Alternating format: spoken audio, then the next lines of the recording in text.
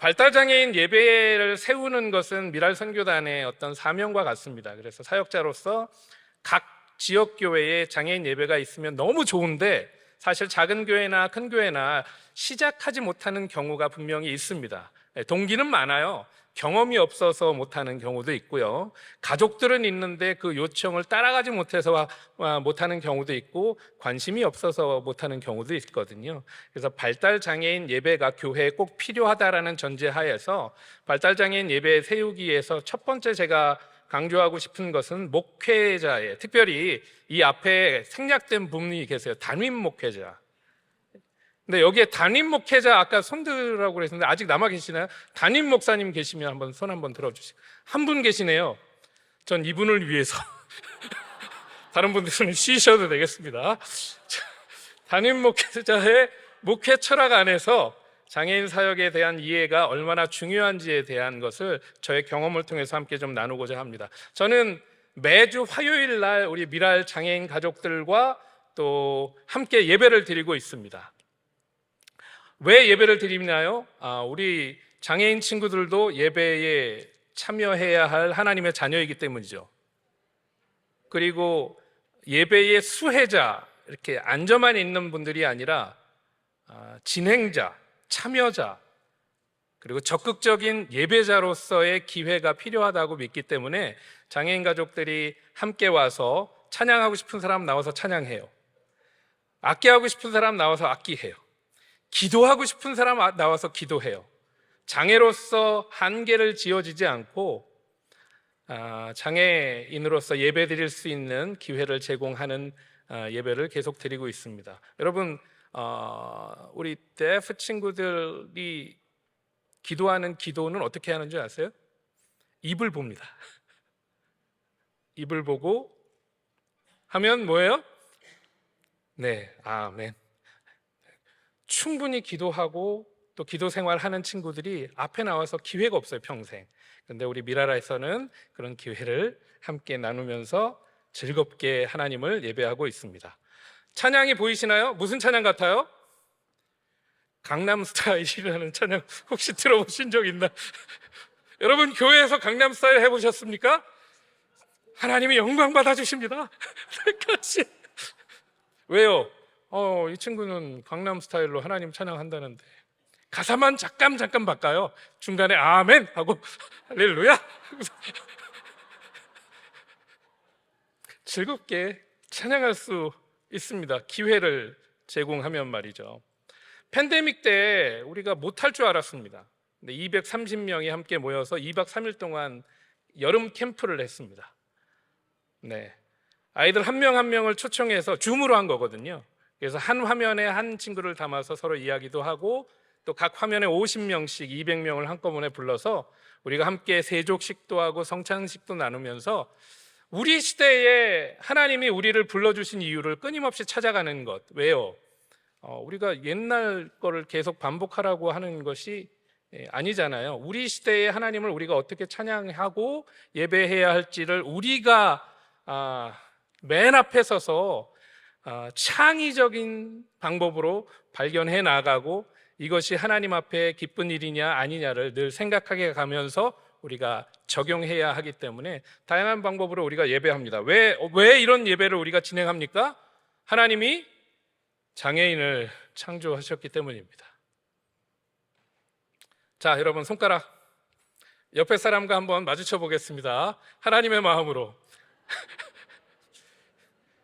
혼자 계시는 분들 안 되잖아요. 그래서 옆 사람과 같이 있어야 돼요. 네, 혼자.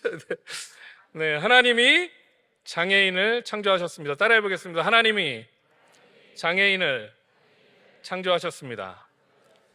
출애굽기에 모세를 향한 하나님의 말씀이었습니다. 누가 사람의 입을 지었느냐? 누가 청각장애인과 시각장애인과, 네, 이렇게 읽어야죠. 되게 하였느뇨? 나 여호와가 아니뇨? 누가 만드셨다고요? 네, 하나님이 만드셨다는데.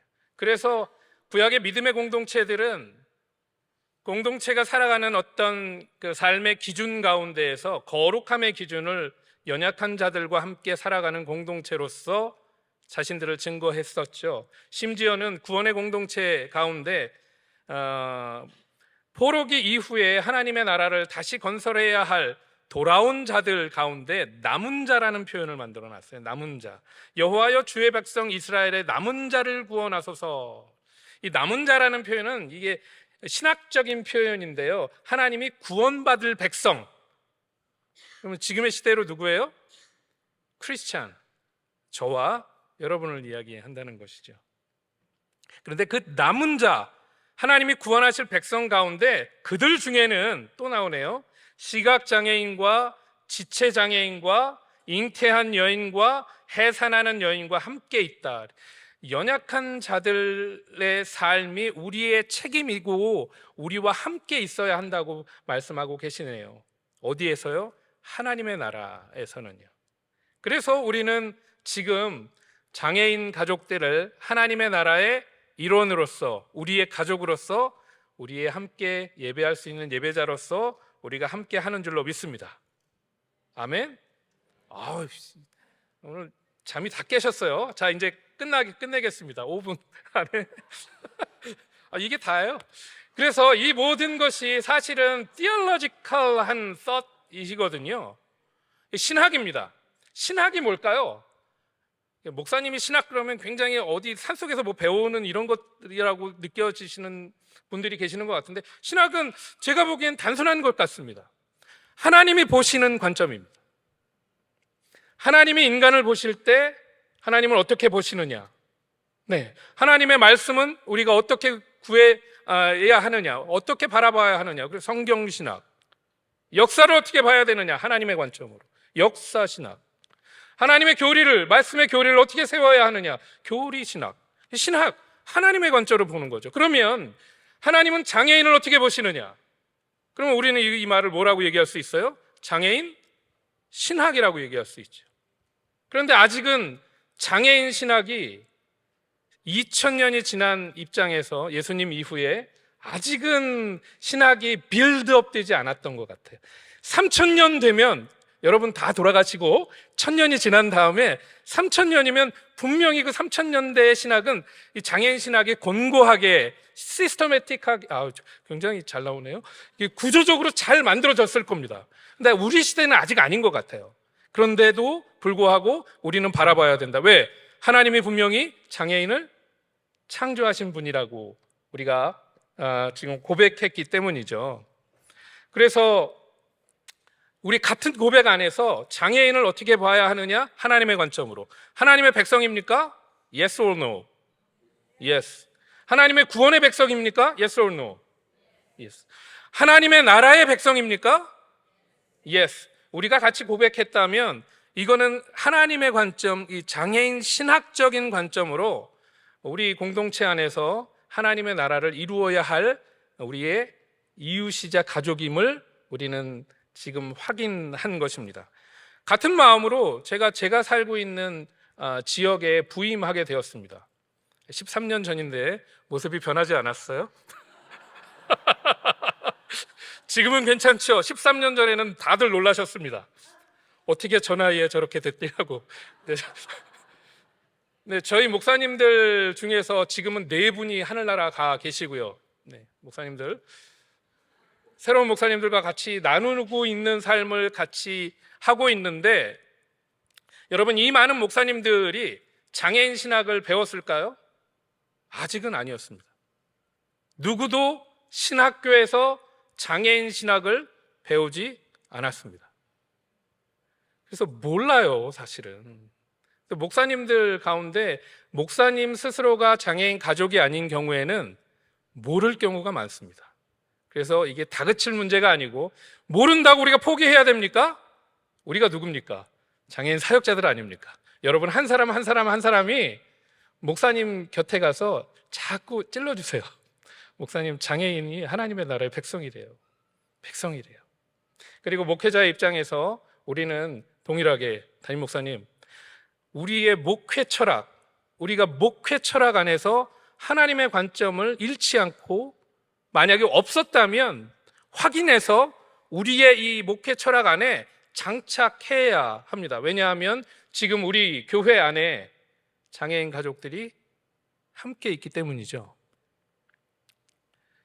제가 살고 있는 지역은 이 베이에어리아, 동네가 굉장히 특이해요. 그 회사들을 제가 다 마크 해봤는데요. 페이스북, 테슬라, 애플, 페이팔, 아도비, 이베이, 넷플릭스. 제가 지나가면 보는 동네고 저희 교인들은 대부분 엔지니어 분들이십니다. 이런 가운데 우리 한인교회가 100여 교회가 있습니다. 주변에. 저희 교회의 인원이 2,000명 가까이 되고요. 제가 경험한 세 교회는 거의 대부분 2,000명이 넘는 교회 인원을 함께 하고 있습니다. 근데 그 전까지 장애인 사역이 없었어요. 지금 현재 북가주에는 장애인 사역을 하고 있는 한인교회에 보면 5교회 정도 제가 지금 확인하고 있습니다. 이 5교회만 장애인 가족들이 주일날 예배 드릴 수 있습니다. 나머지 95교회는 어떻게 해야 하지 하는 상황 가운데 놓이게 된 것이죠. 그래서 저는 목회 철학의 입장에서 출발해야 한다고 생각합니다. 담임 목사님 제일 중요하거든요. 상황적인 문제 가운데서 다시 돌아가 보겠습니다. 저는 지역교회에 장애인 예배가 없는 교회를 방문합니다. 그래서 같이 협력하면서 그 교회에 한 3년여 동안 장애인 예배를 준비하기 위해서 교사를 교육하고 부모님들 모임을 만들고 커리큘럼을 통해서 성경 교육을 할 수 있도록 준비하고 교실을 꾸미며 발론티어링을 리크루트해서 그들을 교육해서 예배에 참여할 수 있는 장애인 친구들을 1대1로 만날 수 있게끔 교육하고 그 1대1 교육이 완성이 되면 한 텀을 움직이면서 그들이 예배 드릴 수 있는 자리에 함께 갈 수 있도록 같이 예배 드립니다. 여러분, 발론티어링이 그냥 발론티어로 끝나는 겁니까? 아닙니다. 같이 예배 드리는 겁니다. 우리가 예배하는 곳에 그들을 초청하는 겁니다.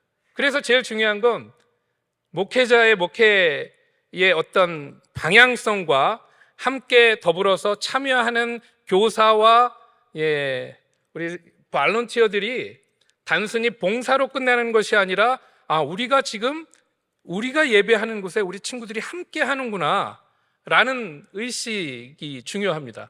왜냐하면 그래야 우리가 함께 예배한다는 의미가 되기 때문입니다.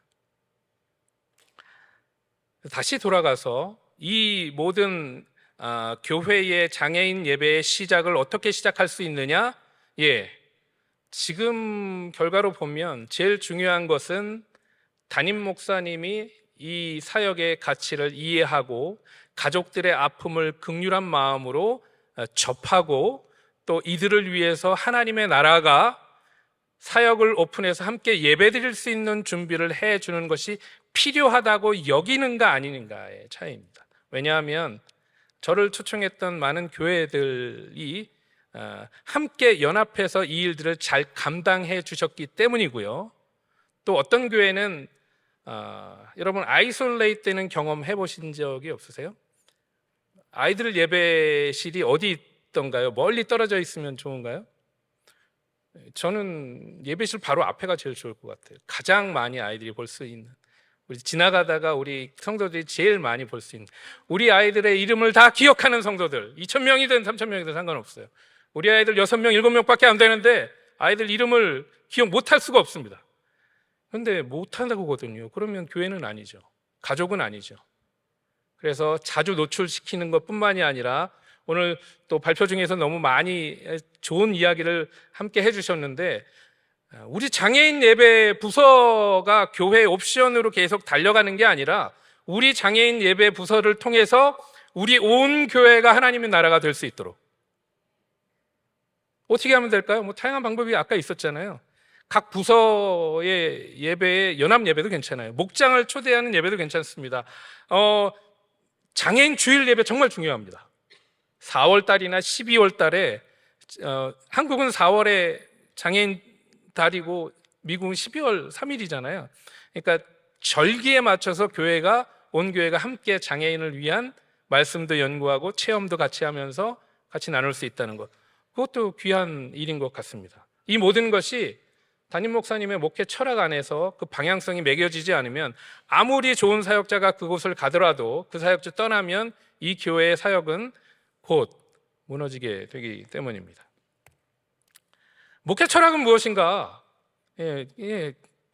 어떻게 목회해야 하는가에 대한 정리를 하신 거예요. 그래서 신학자들마다 좀 달랐습니다. 칼바르트라는 옛날 신학자는 있었는데요, 성경의 말씀의 중심으로 살아가야 한다라는 놀라운 말씀을 하셨습니다. 그래서 그의 목회는 성경의 말씀대로 사는 삶을 주장하는 것이 목회의 철학의 방향이었고요. 디트리 본회퍼라는 사람은 삶 자체가 목회가 되어야 한다, 본인의 삶에 철저하셨어요. 그리고 사회 정의에 참여하는 것에 하나님의 정의가 흘러야 된다고 믿었기 때문에 그분의 목회는 그렇게 간 것입니다. 한국의 목회로 한번 돌아가 보겠습니다. 비단 한국의 목회는 성장을 강조하는 목회 일변도를 추구해 왔던 것은 사실입니다. 지금도 여러분 교회에서는 알게 모르게 교인들이 몇 명 왔는지 카운팅을 하는 것이 가장 중요한 사역 중에 하나일 거라고 저는 생각합니다. 통계를 내는 거 중요합니다. 근데 통계를 위한 것도 아닐지도 모른다는 걱정이 좀 앞서기도 합니다. 성장을 위주로 한다 하면 그거는 답이 없죠. 근데 그 안에 얼마나 maturity, 성숙이 따라가느냐는 여러분 가장 낮은 곳에서 발견되어지는 많은 사역들 가운데 여러분이 발견할 수 있을 거라고 생각합니다. 우리는 잘 압니다. 수정교회가 살아가진 이유는요, 1980년대에 성장 위주의 성공신학이라고 했습니다. 성공신학은 하나님께 영광이라고 했습니다. 근데 지금은 존재하지 않는 교단으로 넘어간 장소가 되었죠. 그곳에서도 다른 교단의 사람들이 예배드리고 있고, 성공신학을 이야기하셨던 분들의 그 신학은 이제는 그렇게 존중받지 못하고 있습니다. 건강한가, 성숙되었냐라는 새로운 기준이 생겼기 때문이죠. 그래서 목회자의 목회 철학이 얼마나 중요한지는 우리 장애인 사역을 하는 여러분의 사역에 아주 놀라운 영향력을 미치기 때문입니다. 포용과 소통의 중심이 되는 것이 아마 목회자의 목회 철학이기 때문이기도 그렇고요. 교회의 모든 교육과 훈련은 목회자의 목회 철학 안에서 그 교육의 방향이 결정되기 때문입니다. 그런 의미에서 담임 목회자가 목회 철학에서 장애인 사역에 대한 이해가 왜 중요한가? 지금까지 말씀드렸던 하나님의 나라의 관점에 보면 이 5가지가 다 해당되는 것 같아요. 온전한 교회, 장애인이 빠지면 온전치 못한 교회가 되겠죠. 복음은 포괄성이 있습니다. 복음은 모두에게 전해져야 합니다. 제약이 없습니다. 다시 말해서 구원의 초청에는 소외될 사람이 없다는 것입니다. 교회의 역할이기도 하고요, 사회적인 책임 가운데서도 나타나는 장애인을 위한 헌신이 교회가 더 약해지고 있다는 우려가 보여지는 실제가 안타깝습니다. 그래서 저는 장애인 사역을 위한 목회 철학을 5가지로 제안하고 싶은데, 이미 우리 장영준 목사님께서 인간의 존엄성의 인식에 대한 하나님의 형상의 부분을 하셨고요. 그리고 김효선 교수님과 세라 우리 선생님께서 포괄적인 참여 가운데에서 우리 장애인 사역이 성장할 수 있다고 말씀해 주셨습니다. 예견했나 봐요, 제가. 그래서 그리고 교육 및 인식의 확산에 관련돼서는 우리 조두민 목사님께서 교회 성장과 성숙의 의미에서 함께 이야기 나눠주셨기 때문에 저는 4번째와 5번째, 장애인의 리더십이 어떻게 육성될 수 있느냐, 장애인도 사역할 수 있느냐, 그리고 장애인의 목소리를 어떻게 수용하느냐, 이 2 부분을 결론으로 내리고 싶습니다. 지난주에 가족 캠핑을 갔거든요. 그래서 가족 신문을 만들기로 했습니다. 근데 우리 제드라는 친구가 앞으로 자기네의 삶은 하나님의 말씀을 전하는 삶에 헌신하겠다라고 도전하고 있습니다. 그래서 저는 우리 제드를 바라보면서 하나님이 우리 교회의 사역자로 제드를 부르시는구나, 그래서 새로운 꿈을 꾸고 있습니다. 하나님의 나라는 모든 이들을 수용할 수 있는 포괄적인 공동체라고 말씀드렸습니다. 장애인뿐만이 아니라 구성원 그 모두가 그 안에서 소중하고 중요하다는 것을 의미합니다. 특별히 목회 철학 안에서 담임 목사님들이 이것을 인정해 주실 수 있다면, 이 내용을 신학교에서 배우셔서 그 의미를 같이 공유할 수 있다면 이런 것들은 조금 더 빠르게 진행될 수 있다고 생각합니다. 하나님 앞에서 우리가 모두가 불완전하기 때문인데요. 결론적으로 장애인 사역 안에서의 이해는 하나님의 나라를 이루어가는 우리의 삶의 핵심이 될 수 있고요.